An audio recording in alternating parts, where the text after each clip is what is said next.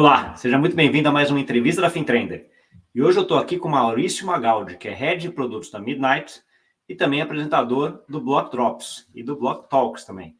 Uma pessoa que eu tenho bastante contato e que é uma das referências aí na parte de blockchain, no Brasil e no mundo. Tá? Ele tem também uma newsletter no LinkedIn e também está lá com os top voice do LinkedIn no tema blockchain. Uma pessoa super capacitada e que entende muito do que está falando. A gente falou muito sobre ZK, que é a tecnologia que está por trás do Midnight, essa plataforma que traz para a gente aí a parte de privacidade, sem que a gente não perca a componibilidade. Uma conversa muito legal. A gente falou também sobre Block Talks, como é que ele fez, por que ele continua fazendo, o que motiva ele a trazer todo esse conteúdo para a gente e de onde que vem toda essa motivação para ele estar onde ele está hoje. Tá bom? Então, com vocês, Maurício Magaldi. Tudo bom, Magaldi? Fala, Gustavo. Tudo bom? Tudo bom. Cara, um prazer te ter aqui de novo. A gente fala bastante aí off the record, sem gravação, né? A gente tem contato bastante. Você é um cara que eu converso bastante, gosto muito de ouvir até suas opiniões sobre tudo.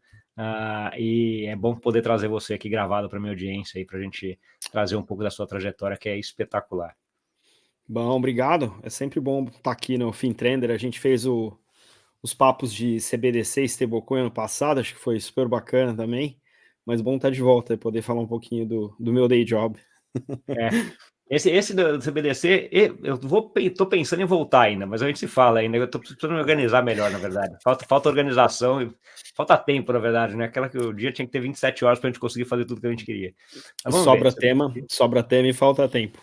Exato, é exatamente isso. Tá bom. Agora, mas para começar, eu queria que você contasse um pouquinho aí do Midnight, né? O que é uma solução dentro da Cardano para a parte de privacidade, segurança de dados? Dá um geral aí do que é, qual que é o teu papel lá dentro?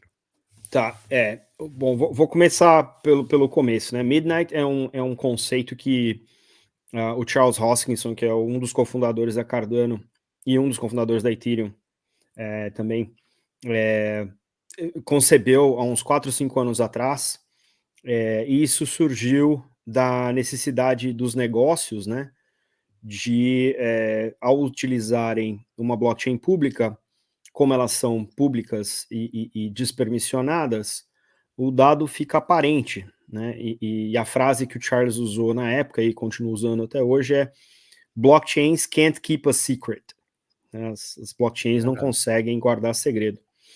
E de certa maneira, isso é by design, né? As blockchains públicas têm tido e têm sido assim de maneira geral. E isso, de certa maneira, também desencoraja o uso dessas blockchains pelas empresas, porque, no final das contas, elas são sujeitas a legislações dos mais variados tipos, né? Desde sigilo bancário até LGPD, ou GDPR, ou RIPA, ou qualquer outra legislação de proteção de dados ou privacidade, e isso, obviamente, é um desincentivo, né, ou mais uma barreira de adoção que as blockchains públicas enfrentam, né? Então, ao longo desses 4, 5 anos, houve muita pesquisa científica, acadêmica, né, em cima de tecnologias que pudessem vir a habilitar uma blockchain a guardar segredo.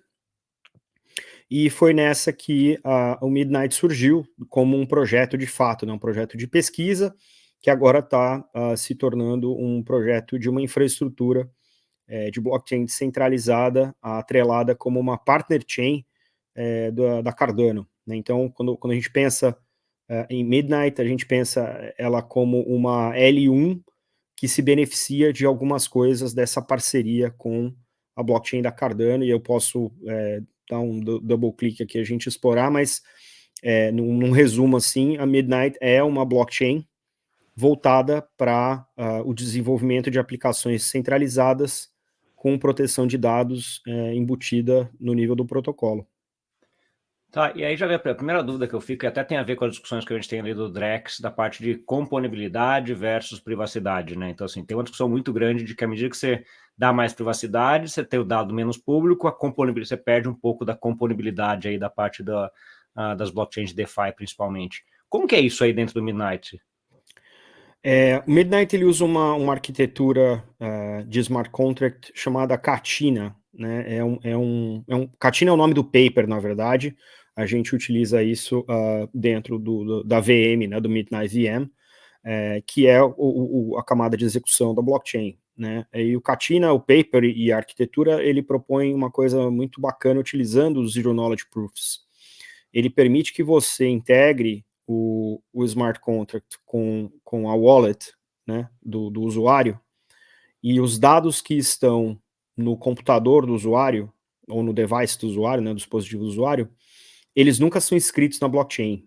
O que a arquitetura prevê é que você encapsule isso numa Zero Knowledge Proof, né, numa prova criptográfica de conhecimento zero, e é essa prova que você escreve nas blockchains, né? Então, esse é o pulo do gato do Midnight em relação às outras blockchains públicas ou de proteção de dados, é que você tem um dado off-chain que está amarrado pela prova, né, no dado, e a prova é que está escrita na blockchain.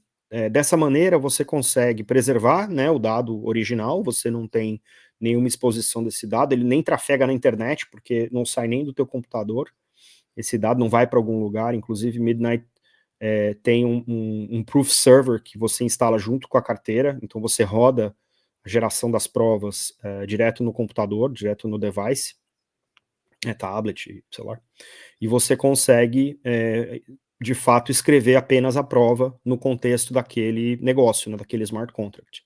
Então, é a prova que vai para a blockchain. Quando você pensa em composabilidade, ou como que você chama? Componibilidade. Componibilidade, talvez esse seja o português correto. Né? Composabilidade é o anglicismo, né, do mundo das blockchains.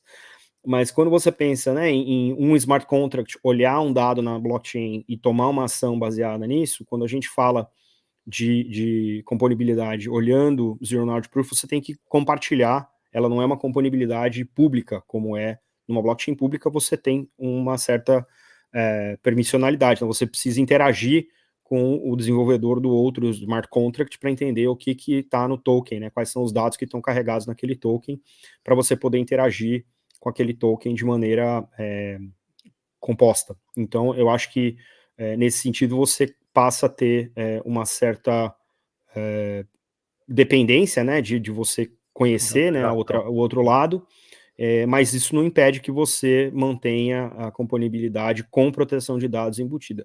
O que é legal em relação à prova, né, porque as provas, elas basicamente respondem perguntas booleanas, né, sobre um determinado processo de negócio. É maior que, é menor que, é igual a, é diferente de, e assim por diante, né? E as respostas das provas são limitadas a sim ou não, né?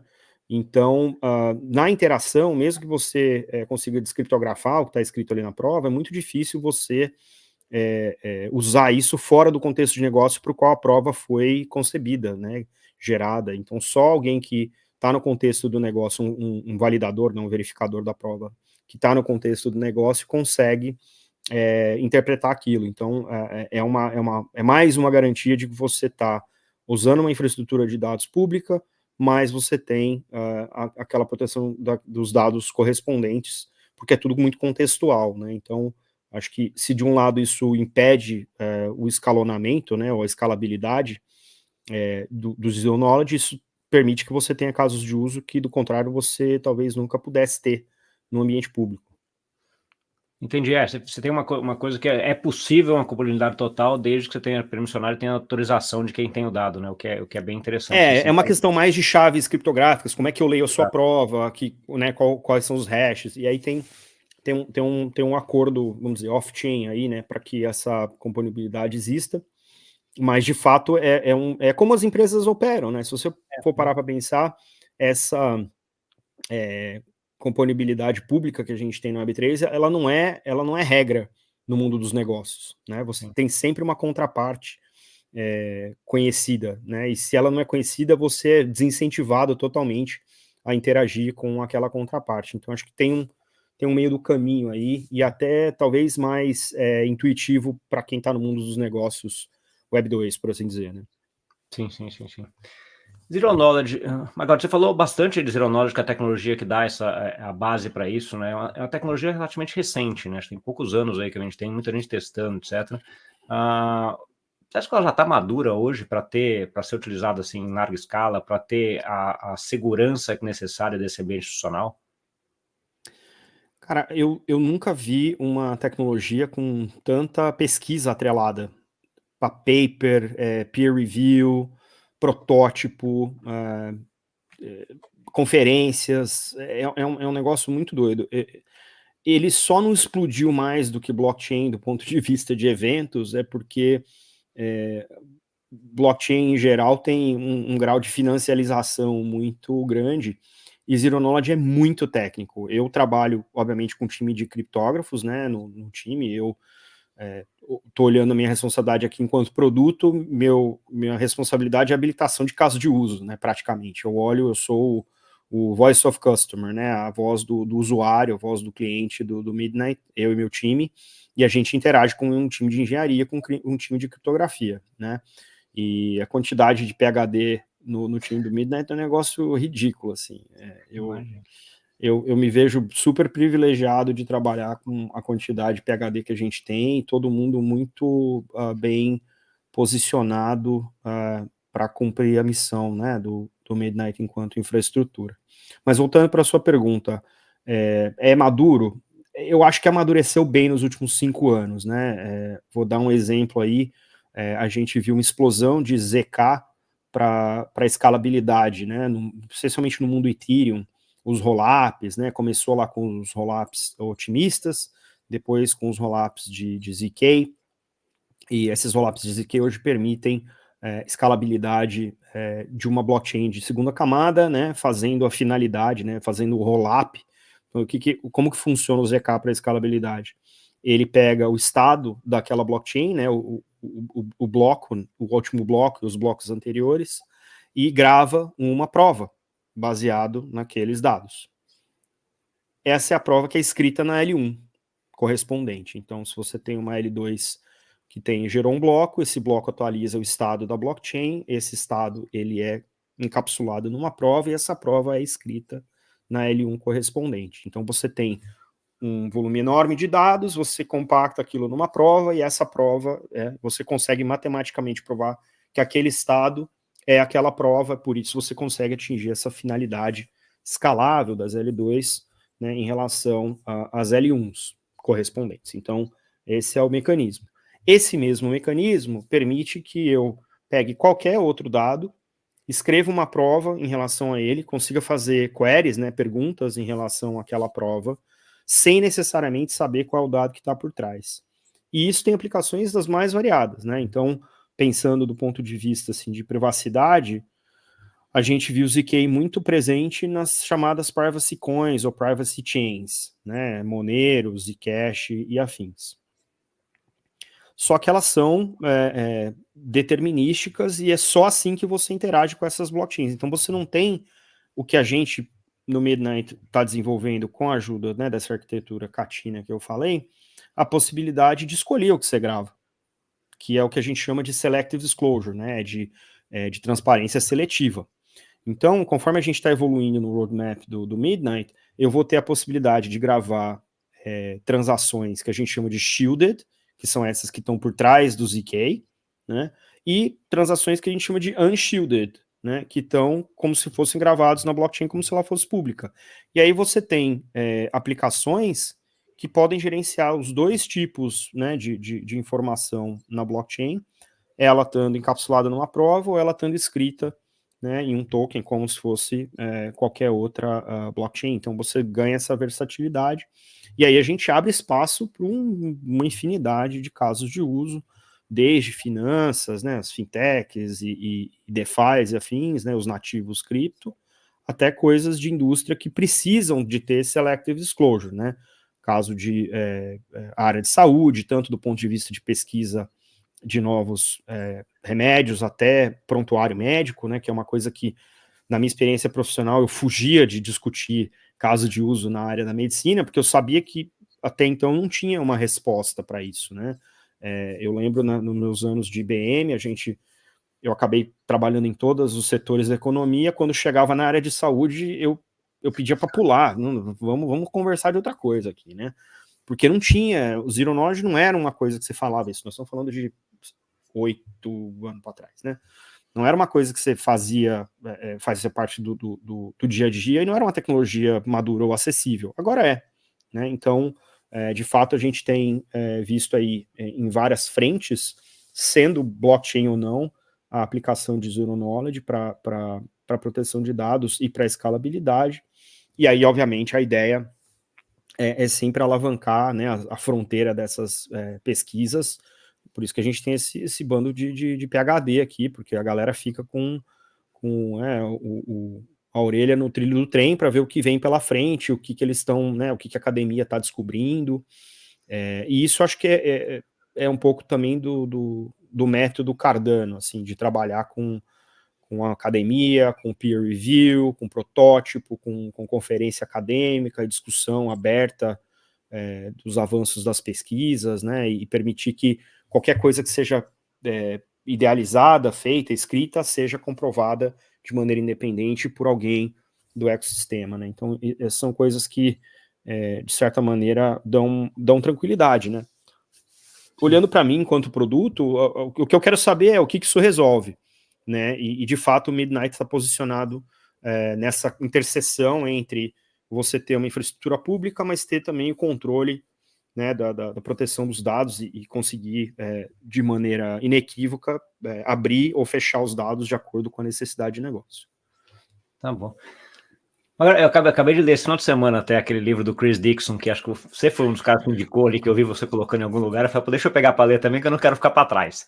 Adorei o livro, e acho que ele traz um conceito ali, bem interessante, que eu já tinha visto, mas ele coloca muito bem a ideia de que a internet começou com várias intranets, depois juntou na internet, né? De que a gente estaria agora no momento que a gente talvez fosse para vários blockchains, DLTs, redes permissionárias, para depois fechar dentro de uma grande blockchain aí de Web3, alguma coisa assim. É assim que você vê o mundo indo também, e acho que nesse sentido, acho que o Midnight pode ter um papel importante nessa discussão de a gente ter uma internet onde nem tudo é super transparente, que nem é nas blockchains públicas que a gente tem hoje. Né? Eu gosto da tese do multi-chain pra caramba. Eu acho que tem opcionalidade, né, diversidade, eu acho que aumenta a resiliência, né, se a gente for pensar no paradigma descentralizado, talvez ter uma blockchain só para o mundo inteiro seja até contrário ao ethos da descentralização, por mais descentralizada que aquela infraestrutura seja, a gente também está falando de pessoas, né. Então, eu acho que vai ter uma série de combinações tecnológicas que vão ser melhores para cada caso de uso, né? A gente vê hoje, né? Então, talvez não seja o melhor exemplo, mas se o seu business é uma meme coin, né? Uma daquelas moedinhas meméticas, vai na Solana. Solana, em maio, teve 500 mil novas meme coins lançadas durante o mês, né? Você vai fazer isso no Ethereum, é caro, não é tão fácil, né? É mais fácil, mas não é tão fácil. Solana não tem comparação. Você quer fazer derivativos em DeFi. Pô, já tem a AppChain da DYDX, né, que é totalmente dedicada a derivativos cripto. Então, eu acho que a gente vai achar os product market fit específicos de cada blockchain para cada nicho. O que significa que interoperabilidade, para você não ter fragmentação de liquidez, por exemplo, que é um caso emergente com stablecoin, né? Eu tenho USDC em 16 blockchains diferentes. Aí eu quero comprar um negócio numa 17ª blockchain que eu não tenho liquidez naquela blockchain, eu preciso fazer um monte de bridge, de ponte, etc. Então eu acho que tem alguns conceitos que estão surgindo de camada de agregação ou de data availability, né, de disponibilidade de dados, que vão permitir esse mundo multi-chain, né, de múltiplas blockchains, de serem também altamente interoperáveis, né.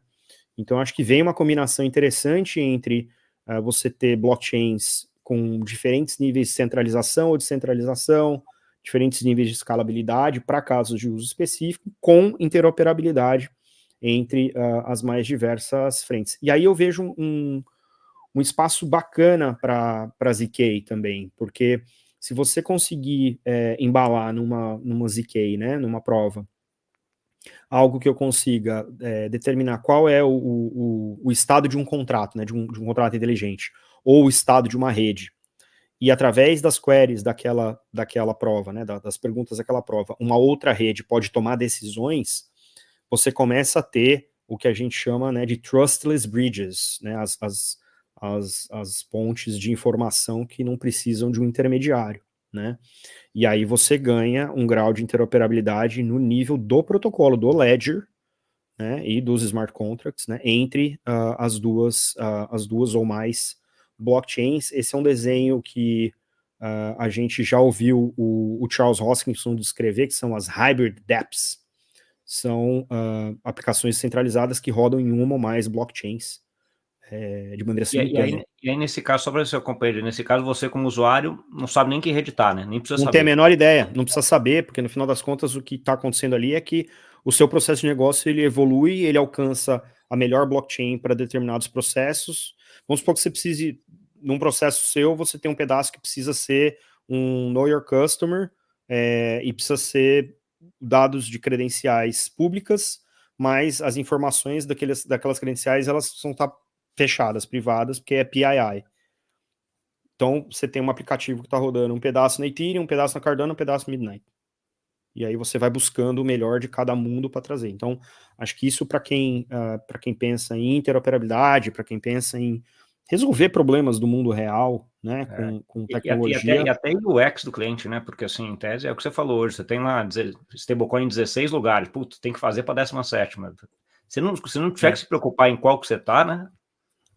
Porque no final das contas, a gente não. É engraçado que no mundo real a gente não tem esse paralelo. Né? Se eu tenho R$100 na carteira, seja 2 de 50 ou 5 de 20, não interessa se eu peguei essa nota ontem, se eu peguei no troco do bar, se eu tirei no caixa eletrônico, é totalmente fungível. Quando você entra para o mundo das blockchains, os tokens são fungíveis no contexto daquela blockchain. Quando você passa a falar do mundo multi-chain, nem tudo é interoperável, né? Então eu acho que vem um trabalho aí grande pela frente, que vai envolver ZK, de certa maneira, para atingir essas interoperabilidades. E aí, o que vai ser interessante é que essas interoperabilidades vão acontecer peer-to-peer. Elas vão acontecer entre a blockchain A e a blockchain B. Ela não vai ser de maneira genérica, né? Porque as tecnologias têm todas as suas especificidades, né, diferentes. Mas eu acho que tem conversas bacanas já em andamento em vários fóruns. Eu sou muito fã do Zero Knowledge Podcast, é um que, se o pessoal aí da tua audiência ainda não escutou, tem coisas absurdas como criptografia pós-quântica no contexto de Zero Knowledge Proofs. Fica à vontade de ouvir e não entender como eu, mas abre a cabeça. São conversas super técnicas e que, obviamente, abrem um monte de questionamentos, mas ajudam a gente a entender o que vem pela frente também. Sim, sim. Agora, de Midnight, dá um exemplo aí de, sei lá, uns 2 ou 3, ou 1 ou 2 ou 3 casos de uso aí concretos que vocês já estão implementando, assim, de soluções que vocês chegaram. Deixa eu até, antes de responder isso, te dar o contexto de onde a gente está com o Midnight em relação ao que é Midnight. O pessoal fala, Midnight é uma blockchain, aí você fala assim, beleza, cadê a mainnet? Como eu falei, o projeto vinha de um trabalho de pesquisa, né, durante muitos anos. Ano passado, o Charles trouxe um executivo do mercado, que já vinha de Financial Services, que já tinha trabalhado com a Parity lá no ecossistema Polkadot, para ser o CEO da Midnight. Então, a Midnight é uma tribo de produto dentro da Input Output Global, que é a empresa de engenharia, né, e agora é uma Venture Studio agora, que construiu a rede da Cardano e outros produtos no ecossistema, e responsável por construir, né, entregar a primeira versão pública do Midnight. Eu entrei nesse time como head de produto e hoje eu cubro Product Design, Product Management, Technical Writing e Developer Relations. Então, são 4 funções dentro da minha alçada e eu olho, enfim, cada célula dessa olha o produto por um aspecto. Olhando o roadmap, eu entrei no meio do ano passado, então eu entrei em final de junho, começo de julho. Em novembro, a gente botou no ar um Private Alpha, a gente chamou de Private DevNet. E DevNet é um sandbox para desenvolvedor vir fuçar, aprender como é que programa um smart contract, como é que deploya um DApp, como é que carrega uma wallet, como é que move um token para lá, como é que move um token para cá. Isso tudo a gente fez. A gente teve mais de, acho que 1.500 inscrições para a fase de private, né? E a gente acabou o ano com 850 pessoas ou desenvolvedores construindo seus protótipos, os seus modelos, quebrando o Midnight, né? Porque esse é o momento, né? Essa é a hora. Essa é a hora. A ideia é você conseguir, né, entupir aqui o Midnight. A gente vai descobrir o que tem, né, e já arrumar já. E em fevereiro a gente abriu para o público. A gente fez algumas evoluções, algumas melhorias, arrumou os bugs que a gente foi descobrindo junto com a comunidade. Hoje a gente tem 1.700 pessoas na comunidade já, desenvolvedores, a gente chama de block producers, né, que são os validadores da Midnight, todos trabalhando ali para evoluir, desenvolver casos de uso, tirar dúvida, né, tentar continuamente quebrar, e a gente tem um roadmap para testnet e mainnet ao longo dos próximos meses. Aí eu não estou em posição ainda de divulgar data nem nada, mas a gente mantém isso tudo muito organizado, e aí tem uma série de funcionalidades que a gente quer botar no ar gradualmente até chegar no momento em que a gente tenha o MVP da mainnet, né, e isso é o que a gente quer colocar no ar aí o quanto antes for possível. Do meu lado, enquanto produto, lançar a blockchain é um pedaço do meu trabalho, né? O meu trabalho em si é ajudar a Midnight a atingir o product market fit, né? A gente tem um encaixe de mercado com os nossos usuários e resolver os problemas que a Midnight pode resolver de maneira única, né? Então, apesar de eu, obviamente, estar bastante ansioso para colocar tudo no ar em mainnet, eu sei que o meu trabalho não acaba em mainnet. Na verdade, ele começa em mainnet, porque aí é que a gente vai estar, né, no mundo real aí, e colaborando com o ecossistema. Então, a ideia é continuar movendo, né, a rede nessa direção, cada vez mais centralizada, cada vez mais ampla e cada vez mais adequada para os casos de uso. Aí vamos para casos de uso. Os casos de uso que a gente tem visto na comunidade estão em algumas indústrias bastante, algumas óbvias, né? Serviços financeiros, apostas, afinal de contas, né? Tem algumas de logística, tem algumas coisas até de identidade, e jogos, videogame, né? Você ter funções no videogame que, dependendo das condições de jogo, você revela uma informação ou não, né? Ou você escreve comportamento dos ativos participantes no smart contract, e aí conforme o jogo evolui, você vai tendo encontros, né, dessas circunstâncias com as provas, e aí você vai liberando cada vez mais informação para o jogo avançar. Então, tem alguns. No campo de identidade, a gente tem um projeto que é irmão aqui, né, também acelerado ou incubado aqui na I.O., que é o Atala, que Atala é quem contribui com o Hyperledger Indentus, que é a plataforma de DID, né, de identidade descentralizada, que pertence agora, foi incluído na incubadora do Hyperledger Foundation, né? Então, a gente está trabalhando com eles para trazer as funcionalidades de identidade e trazer as funcionalidades de privacidade de dados para as duas coisas juntas. Então, se você vai desenvolver um caso de uso e precisa, né, de on-chain credentials, mas também precisa manter proteção dos dados daquelas credenciais, você combina as fortalezas do Midnight com as fortalezas do Atala. Então, a ideia é a gente explorar cada vez mais esse ecossistema também, né, dos produtos parceiros, ou das tribos que a gente chama aqui, né, co-irmãs aqui no I.O., e aí conseguir oferecer mais ferramentas para os desenvolvedores, né, para os builders atenderem aí os requisitos. Especialmente requisitos regulatórios, né, a gente está falando aí de Know Your Customer e AML, né, prevenção à lavagem de dinheiro. Então, são indústrias reguladas que precisam disso, mas também estão carregando muito custo de manter o dado protegido. Então, a minha piada, não é uma piada, mas é um exercício de extensão, né, de extremos.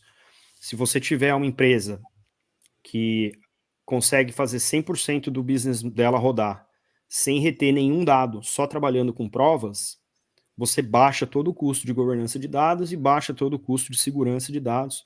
Afinal de contas, mesmo que você tenha todas as suas provas expostas, elas só fazem sentido no seu contexto de negócio, né? Então, eu acho que tem um valor, óbvio que não vai ser 100%, eu sei disso, mas é um exercício para imaginar quão melhor você consegue gerenciar a segurança dos dados se você conseguir trabalhar na famosa need to know basis, né? Na base do estritamente necessário. Então, acho que tem um ponto de vista aí para ser explorado pelos builders aí que vai ser interessante de ver. Voltando a caso de uso, a gente tem um outro caso de uso interessante, é um caso de uso de formulário odontológico. Então, toda vez que você vai no dentista, tem aquele formulário de papel, né? Os seus hábitos, onde dói, se dói, o que você já fez, etc. E toda vez que você vai no dentista, você muda de dentista ou vai no mesmo, eles te dão a mesma ficha para você. Aí depois um assistente ou um estagiário vai lá e aí digita isso no sistema, esse sistema só existe no computador, né, no computador, lá no SAS do dentista, às vezes, e aí não tem essa flexibilidade, até porque esse dado, ele é um dado ultra pessoal, ele pode ser usado contra o indivíduo, né? Dados de saúde em geral podem ser usados contra o indivíduo. Sim. Então, se você consegue trazer esse formulário, né, para dentro de uma aplicação centralizada com o ZK, você consegue gravar as respostas de maneira, né, encriptada, sem passar os dados para frente, e aí você pode fazer o selective disclosure, né, a demonstração, a transparência seletiva, apenas para os dentistas dos quais você subscreve. Então, vai ser interessante ver isso de maneira mais ampla. E o que é legal é que você, tendo várias provas, né, em volume, você pode fazer inferências estatísticas sem ter acesso ao dado. Você passa a ter acesso a informações sobre o dado ou sobre os dados e a partir daí pode fazer inferências estatísticas sem necessariamente acessar o dado. Pensa isso, por exemplo, em risco de portfólio, né, para compra e venda de portfólio de ativo. De repente você não tem necessidade de mostrar as suas posições dos ativos, mas você consegue apresentar uma prova baseada naqueles dados de quais são os riscos associados a cada um dos ativos subjacentes, sem abrir o mix de ativos, e isso é comprovável. Essa é o bacana do Zero Knowledge.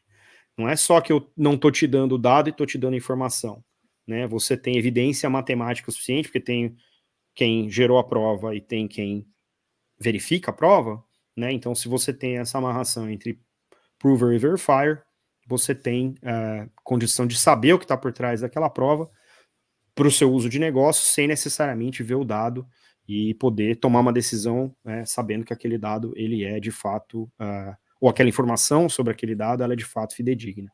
Esse é o pulo, né?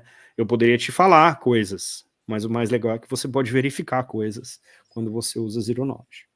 Ter certeza não depende da pessoa. Eu acho que essa parte que você falou de exames médicos, né, odontológicos ou não, aí é uma parte que sempre, desde que eu comecei a ver blockchain lá, sei lá, 2015, 2016, era uma coisa que já vinha nesse sentido de que o dado vai passar a ser seu. Então você vai lá, que nem eu mudei do Brasil para cá, para Portugal, né? Então assim, você tem lá todos os exames que eu fiz em vários lugares, estão lá. Então no Einstein, eu não sei aonde, eu vou para cá, o cara não tem histórico nenhum. Né? Então assim, eu tenho que começar a construir histórico aqui de novo também. Eu trazer impresso de lá para colocar aqui. Então assim, se o dado fosse meu mesmo, eu continuaria esse fio aí sem problema nenhum, né?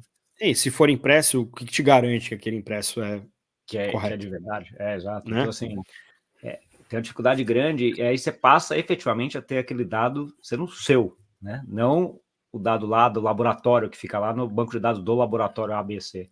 Então, você acha casos de uso espetacular para você ver. E quando você coloca Zero Knowledge ainda, melhor ainda, porque aí você dá o disclosure para quem você quiser. Ele está lá público, mas ninguém sabe o que é, a não ser que você fale, ó, esse aqui é o jeito, essa aqui é a prova, você consegue acessar. Então, assim, acho um caso, é bem legal isso daí. Bem legal mesmo. Agora, de Block Drops, você já está aí, quanto tempo tem já? Ontem e hoje eu publiquei o episódio 24 desse ano, esse é o 5º ano, então já tem 4 anos e 24 episódios no ar. Caraca, 24 episódios dos semanais, né? Porque das entrevistas, amanhã, nós estamos no dia 10 de junho, amanhã sai o episódio do Block Talks 140. Então, são 140 entrevistas, mais os semanais de 4 anos e 24 episódios. Eu não sei o quanto que dá isso em contagens. Deve estar beirando os 500 aí, sei lá. Deve. Você tem uma constância e uma capacidade de fazer assim que eu acho espetacular, cara. Quase que invejo, porque você tem todo final de semana, tem um lá, eu falo, caraca, o cara não falha uma, né? Então, assim, acho espetacular. E é uma coisa que tem agregado bastante de conhecimento, acho que para mim e para todo mundo que te acompanha aí, porque você sempre traz aqueles pontos importantes, negocinhos curtinhos, rápidos, fáceis de ver, né? Então, assim, conta um pouquinho para mim, assim, Block Drops, o que ele te agrega? Como é que você vê o sucesso dele? O que te leva a continuar fazendo? Qual que é a tua motivação para fazer o Block Drops? Depois a gente fala do Talks. Cara, o Block Drops é meu mecanismo de pesquisa. Eu adoro caso de uso. Eu acho que o caso de uso, especialmente em blockchain, como é muito difícil explicar blockchain, eu acho que quando você tangibiliza o que a blockchain está resolvendo num caso de uso, você desmistifica a tecnologia e passa a olhar para ela como habilitador de resultado de negócio. E quando eu comecei o Block Drops lá em final de 2019, eu queria muito um podcast, eu adoro o formato, eu ouço podcast o dia inteiro, se deixar, e eu não achei nada que explicasse sobre casos de uso. Era muito popular, né? Token desse jeito, compra esse token, vende esse token, token vai atingir all-time high, é tudo muito voltado para trading. E eu não sou um trader, né? Eu mal sou um engenheiro. Então, eu queria um breakdown, assim, olha, essa empresa aqui está fazendo tal coisa com essa blockchain. Esse projeto aqui lançou, eles estão trazendo essa funcionalidade aqui que só a blockchain consegue. Ou, essa empresa aqui fez um NFT só para efeito de marketing. E aí eu vou explorando isso para ficar mais claro para mim por que eu tô nessa indústria quase, né, há 10 anos já. Né? E não é só o preço dos criptoativos que me interessa. Acho que a tecnologia tem muito mais a oferecer do que a especulação, né? Do que o próprio criptomoeda enquanto caso de uso, né? Então, eu acho que foi nisso que eu me apoiei, e aí virou um hábito, porque agora eu tenho um fluxo de trabalho que está redondinho, né? Então, eu ao longo da semana vou, né, fuçando Crypto Twitter e LinkedIn, aí vejo as coisas, né, que você posta, Jeff, Tamila, os meninos lá dos portais no Brasil, o Gino, o Léo Cavalcante, o Cássio Gusson, o Bonfim, do Valor. Então, assim, tem uma galera fantástica com uma curadoria que me economiza tempo de eu ficar filtrando o ruído. Eu não preciso mais filtrar ruído, eu tenho uma rede de pessoas que que olham para o espaço com responsabilidade. E aí me economiza muito eu ficar. E quando eu como bola, eu sou muito agradecido a essa comunidade ao redor do Block Drops, porque eles me chamam no meu bullshit. Magaldi, isso aqui não tá certo. Não é isso aí que você falou, não. Né? O último que aconteceu foi a Suzana Maranhão, que me deu uma cutucada, falou, Magaldi, tem um outro artigo aqui para você ler, né, daquilo que você comentou. Aí eu, não tinha visto, aí vou ler e tal, e eu sempre acredito, né, os meus salves sempre são para o pessoal que ajudou a fazer aquele episódio, sabendo eles ou não, que eles estão contribuindo com as minhas pesquisas.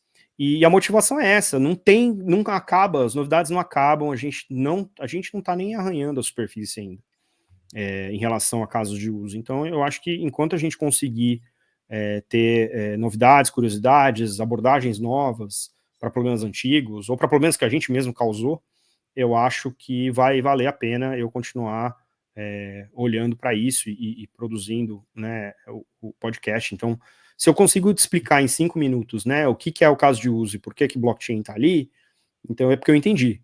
Aí se passar de 5 minutos, aí eu talvez tenha que voltar a ler aquele artigo, ler mais um pouco, ler outra coisa. Então eu tento me manter também honesto e ao tempo, né? Porque as pessoas também não têm muito tempo para ouvir sobre coisas que elas não entendem. Então, se não fizer sentido logo, o povo anda. Então, assim, o sucesso por mais egoísta que pareça, se eu ainda estou aprendendo. Isso eu ainda estou aprendendo, eu vou fazendo. Porque sempre vai ter 1, 2, 10, 50 pessoas. Eu não tenho muitos episódios que tem mais de 200 plays, né? Então, é muito nicho, eu sei disso. É muito nicho. E eu não tenho...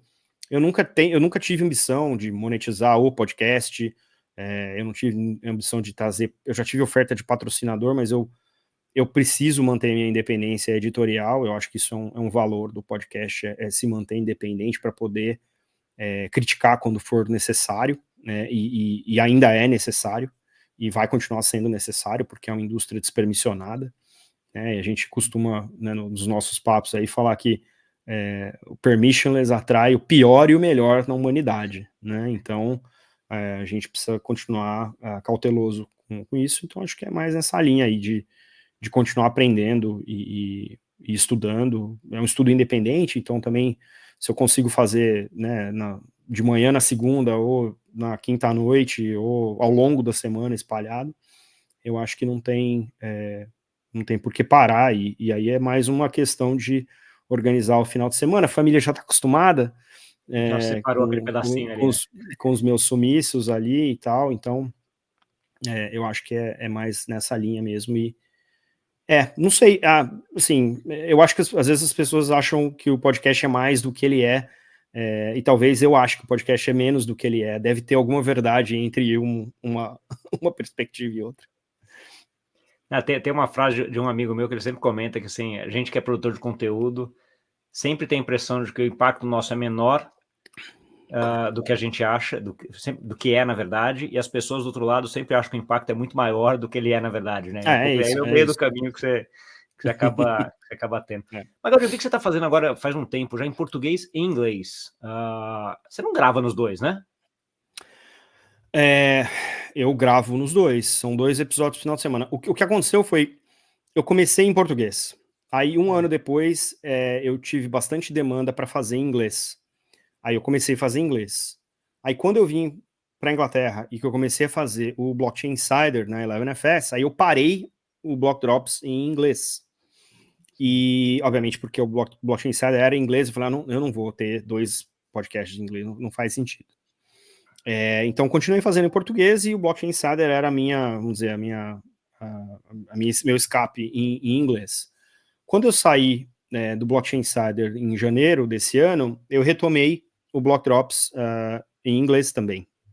E agora eu faço os dois, são 2 episódios no final de semana, um em português, um em inglês, o tópico é o mesmo, e aí eu faço um digest, tanto em português, tanto em inglês, são episódios separados, mas eles saem no domingo, ao mesmo tempo, mas eu divulgo ele um no domingo e outro na segunda.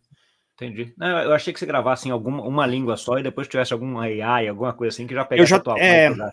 Eu tentei fazer, eu nem sei, umas 2 ou 3 aplicações dessa de inteligência artificial, mas tem 2 problemas que me impedem de migrar. Primeiro, que a gente usa muito jargão, e eu não acho que as IAs estão treinadas ainda para entender DeFi, por exemplo, desafiar em inglês. Mas não é em cripto, né? Não é o que a gente está falando. Em cripto é finanças descentralizadas. Então, é muito difícil. E aí dá um trabalhão, porque você tem que ficar ouvindo tudo e corrigindo. E honestamente, eu consigo gravar um episódio de 20 minutos em 15. Eu não vou passar mais tempo do que isso treinando uma IA, né? Essa é a primeira causa. A segunda é que o meu inglês e o meu português, eles soam diferente. Então, se eu treinar a IA para falar português, eu tendo gravado em inglês, vai parecer que eu não sei falar português. E vice-versa. Então, e eu já odeio a minha voz. Se eu tiver que ficar voltando para ouvir a minha voz e eu vou desistir do podcast. Então, eu achei, por enquanto, e eu sei que isso pode mudar rapidamente aí nos próximos meses, porque a IA está evoluindo muito, mas por enquanto eu tô fazendo assim. Então, me toma mais tempo produzir as artes e divulgar em redes sociais do que fazer a gravação e botar o podcast editado bonitinho nas plataformas de streaming. É surreal, assim. Então, Divulgação mas de... eu continuo fazendo tudo, porque no final das contas é um ritual também, né? É uma coisa que ancora a semana. Então tem um valor de saúde mental, por assim dizer, de poder fazer aquilo. Eu não sei fazer cerâmica, mas aí eu faço os episódios do Block Drops no final de semana. Boa. Agora, as entrevistas do Block Talks, como é que você seleciona as pessoas? Quem vem, quem não vem? As pessoas aparecem, você vai atrás? Como é que funciona isso daí? Ah, nossa, eu dou muita sorte com os convidados, porque ao longo dos anos, e aí pelo fato de eu tá há muito tempo na indústria e também tá fazendo isso há muito tempo, de novo, né? Às vezes as pessoas pensam que o podcast é mais do que ele é mesmo, né? E aí aparecem umas figuras, assim, né? Eu lembro, assim, no comecinho, era amigo, né? Era o Fúvio, né? Era o Nitin, que trabalhava comigo na IBM, você, o Jeff, o pessoal da casa que tá na indústria e que a gente vai, pô, vamos trocar ideia lá, né? Falar o que você faz com blockchain e tal, e levar isso de maneira leve, né? Com o passar do tempo e o podcast estando em inglês e eu tendo vindo para cá, eu tive muita sorte de estar numa plataforma como o Blockchain Insider, que me deu alcance além do que eu tinha com o podcast, eu imaginaria ter em algum momento. Eu tenho muito acesso a gente muito da hora, e às vezes por força de uma notícia da empresa que eles estão envolvidos ou do projeto, eu quero ouvir sobre aquilo, e aí eu vou atrás. Mas eu tenho tido muita sorte de pessoas me procurarem para, pô, eu queria fazer o pitch do sujeito XPTO. E aí eu falo, tem certeza? e tem vindo umas coisas muito, muito bacanas. Eu não vou dar spoiler aqui, mas eu vou estar muito forte em stablecoin agora no mês de junho. Vai ser uma coisa bem especial para mim, porque eu tenho a carreira de mercado financeiro e estou em cripto tem bastante tempo.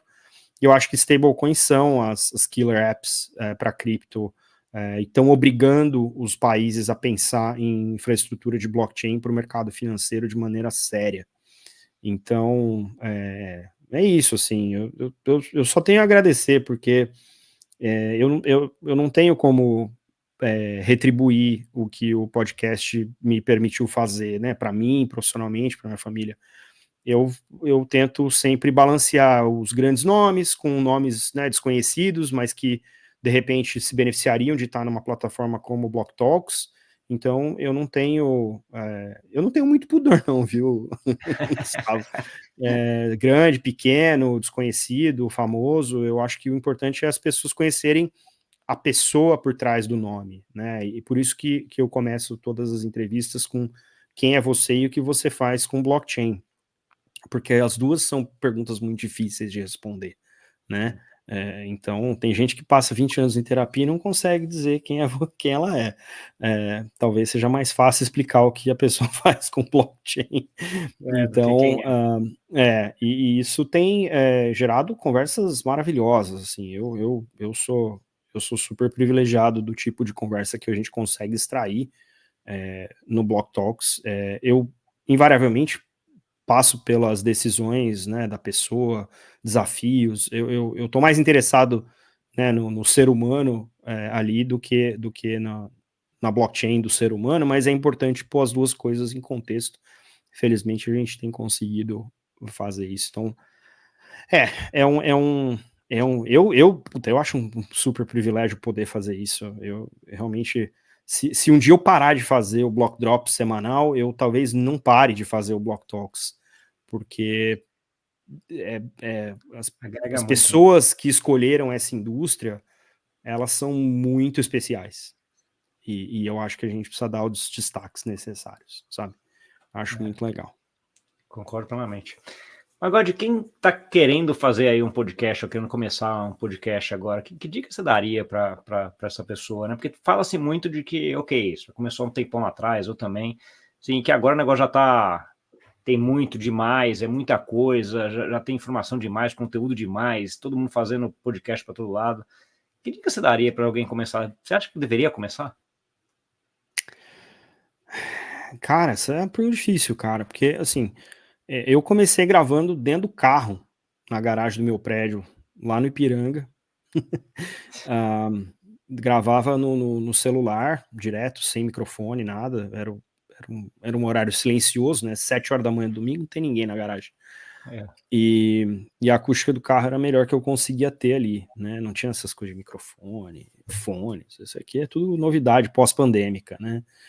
E, e fui fazendo por curiosidade, né? Então eu acho que, sim, o importante não é começar no podcast. Qualquer um começa podcast.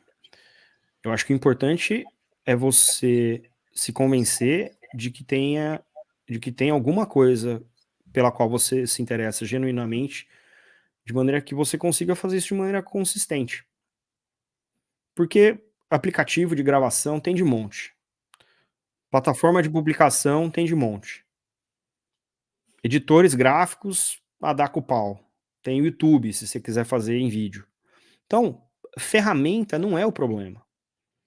Acho que o problema é você ter um tema que você seja tão apaixonado ou obcecado, vale também, dá igual, que você consiga se manter consistente. Que aí, com consistência que vem, vou melhorando meu workflow, vou tendo, né, mais acesso, mais track record, eu vou mantendo, né, aquilo vivo por mais tempo, de maneira que as pessoas possam até antecipar. Ó, vai sair o episódio XPTO, pô, sai todo domingo, ou sai toda segunda, ou, né, cada 15 dias na terça-feira. Então, acho que aí a audiência cativa também acaba te adotando, né? Mas é importante. E aí não tem essa, o tópico A, cara, se você se interessa de maneira tão apaixonada por um tópico, pode ser que você encontre mais 100 pessoas, né, que também se interessem e que talvez não tivessem tido o ímpeto de começar um podcast, e aí a coisa anda. Mas eu acho que vale a pena fazer, acho que é um exercício de humildade, porque se você fosse a pegar números, né, ainda mais em tópicos de nicho, tá na roça, porque não é esse o caso, mas eu acho que é importante ter a motivação. A minha é continuar pesquisando, aprendendo e tendo espaço para discutir essas coisas. E errar também, né? Como o histórico mostra. Mas é isso, eu não desencorajo, não, acho que tem que ter. Só não vai pegar um negócio que, né, ou é tiro curto, porque aí também não dá tempo de aprender, não dá tempo de criar, né, musculatura e tal. Mas eu acho que vale muito a pena. A minha experiência, tanto do ponto de vista de fazer, quanto do ponto de vista de ter me beneficiado pelo podcast, ela me obriga a encorajar as pessoas a tomar esse passo. boa. Você tá com newsletter também no LinkedIn? Eu tava dando uma olhada no teu LinkedIn para até fazer a pesquisa. Agora você é top voice blockchain do LinkedIn. Eu falei, caraca, o cara tá voando. Eu não sei como é que essas coisas funcionam no LinkedIn. Eu parei de tentar entender o LinkedIn enquanto plataforma. Passei muito tempo ali no rat race, né, na gaiolinha do LinkedIn, mas com o dia a dia mais intenso, eu tenho menos tempo. A newsletter foi um truque.